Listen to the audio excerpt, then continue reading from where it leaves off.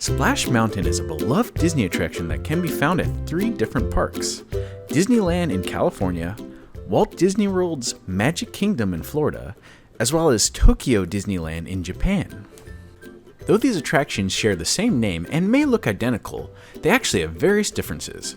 So here are my top 5 big changes between the Splash Mountains. 5. Everyone's first introduction to the attraction is seeing the mountain off in the distance. When gazing at the massive waterfall from outside the attraction, we can see that logs are wrapping around this waterfall from the right to the left, at least at the American versions. When at Tokyo, it's actually the opposite.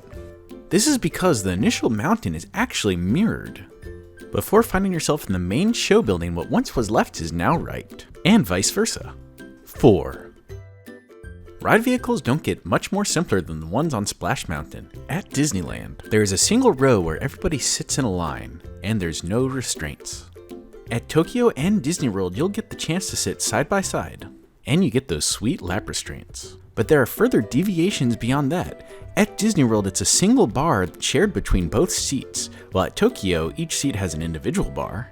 Tokyo's also has an additional securing feature with a stump that protrudes between the legs.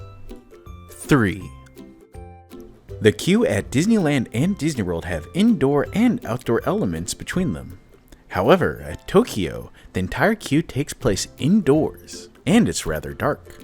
In this queue, you'll actually spiral down to the loading platform, and inside there's a talking owl that can't be found at the other Splash Mountains either. 2. Set design is one of the many ways to establish an atmosphere of your attraction. Sometimes you might choose something a bit more cartoony over realism to help out with that playful atmosphere. That's what Disneyland as well as Tokyo Disneyland seem to do with the leaves that are hanging from the trees. At Disney World, however, they chose to go a much more realistic route, and this is steady throughout the attraction. Comparing leaves does sound minor, but when you see the differences, it's actually a stark contrast, and therefore it makes it on this list. 1.